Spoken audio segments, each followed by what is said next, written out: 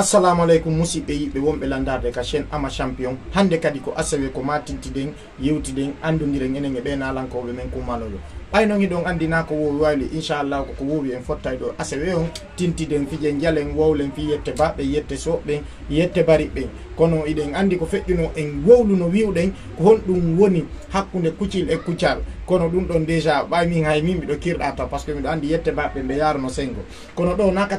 ɗuɗɗingol haala taw may yiden e o min ko Mariama Sonna Diallo mi wiyete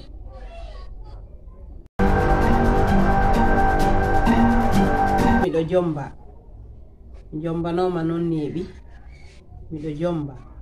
modiyan ko Musey Bari miɗo yiɗi modiyan no yiɗilam mi o sinima ɗum no welalan depuis ko mi fan lewru jeere si fuɗɗinoke e soodiya e Masalamu Sali ɓe findinayno lan hay si mi ɗanike min mo mi ara mi ndaara sinima ngon no welalan depuis ko mi fanni ko ɗum naadinmi e mum ko ɓayno ko wonki an no welalan ko ɗum naadinmi e mecce ɗe welalan depuis ko mi fanni min woni ha mi jomba mi miijiti mi wayni modiyan ko ɓe accam mi naata turno pese ɓe newnanimi mi naati e sinima o mi soñjike noon ɓay ko hunde fof sino wele a soñjoto sa faala heɓude hunde nden a soñjoto fi mayre sa yi noon a soñjike ha joni ɗa lutti ɗon ko ɓayno welama sina ɗum haray no accitino mi naati e troupe ji buy min ati ɓe lan filminde ɓen taw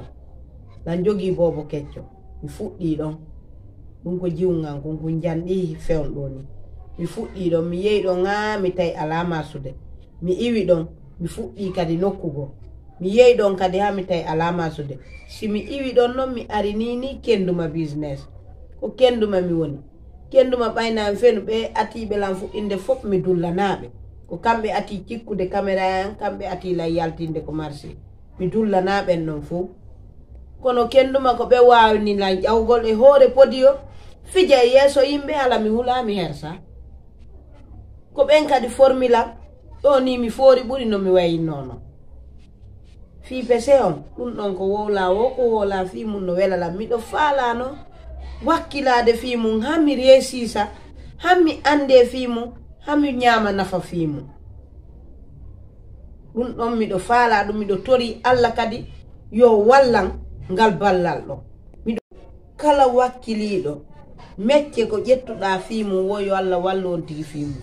sa inni e ukkoto e cango ko ya ukko ɓuuɓa few na ya ukkinkino mais o siniman sa jokkay siniman on ko ya wakkilo ko ya heɓan tan wakkiloɗa ko ɗum waɗete min noon miɗo tori Allah ballal kala miijiɗo gollugol ɓernde laaɓude yo Allah wallu on tigi komi innata génération wonɗo arde o e fayin hay enen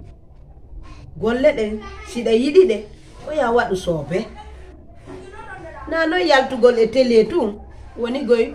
komi tourno pese woɓɓe ɗo toon ɓe aray fiyo ɓe yaltude wotere yimɓe yiyaɓe ɓe naɓe woni tourno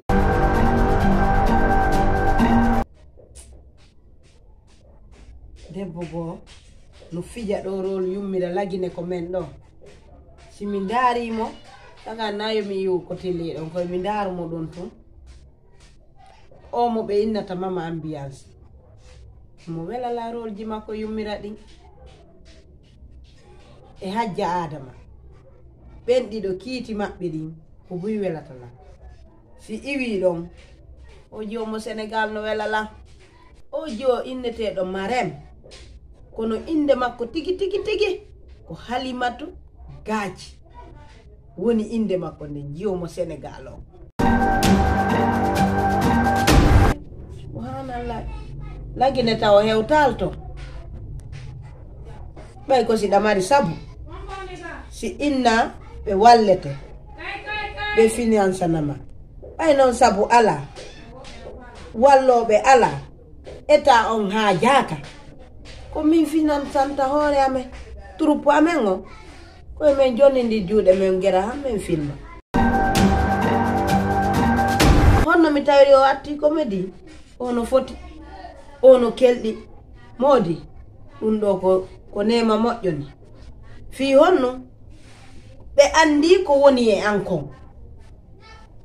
woɓɓe kadi jangay ɗo si tawino ɓe jokka soɓe e fi hunde nde ɓe innay noon ɗe golle amen ko golle puyɗo kono puyɗo gollataɗe e golle wakka go sakiji haylo quartier o fo puyɗo gollataɗe e puyɗo golle ɗe ko golle puyɗo kono puyɗo gollataɗe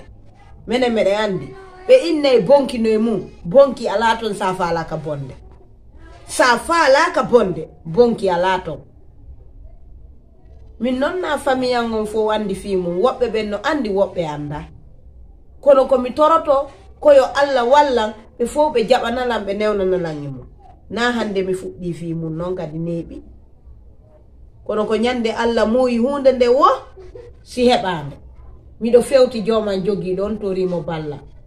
hiɗen fewti kadi lamɓe ɓen yoɓe tambito enen kal lagine ndaari peeyiji luttuɗi yoɓe wallu lagine kadi yiya nafa cinéma yoɓe wallu lagine yiya nafa cinéma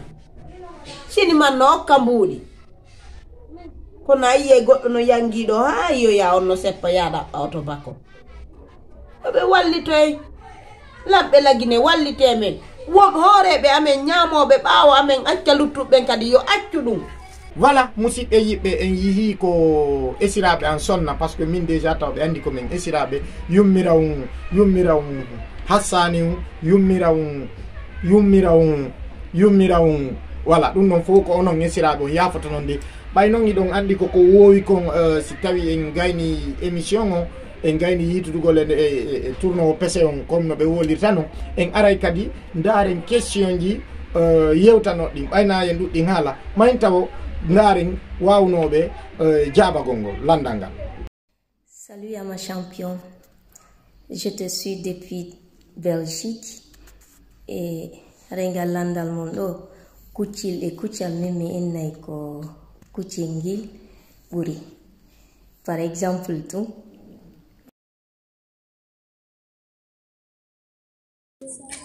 Bonjour Ama, le meilleur champion de la Guinée de tous les temps, Cécile depuis Togo. Je voudrais te répondre à propos de notre question. Bon, à mon idée, je vais dire Kuchil est supérieur, c'est-à-dire plus grand que Kuchal. Je te remercie infiniment mon meilleur acteur et surtout bonne chance et bonne continuation. Voilà, Ama, le champion. Parce que den andi ko wowi kon en aray fotten ɗo elten ɗengal men e haala pular. Donc mais engal question on namin pose mo on yi pose ɗo question on. Donc min ɗo mi jaabo taw mi posana yo mo e asewe aroyay ɗo artin tour portoɓe ginni une fenêtre sa uditi bafal gonga woɓɓe ina fenêtre kono iɗen gandi fenêtre na haala pular. Donc ko haala portoɓen lancita ko honno fenêtre wiyete e haala pular parce que miɗo andi monsieur Balde hono wonɓe darde an noon Ba Mamadou Saliou haray miɗo salminama ɗo ko ɗo wonɗen arde haadugol o émission men Actu Comédie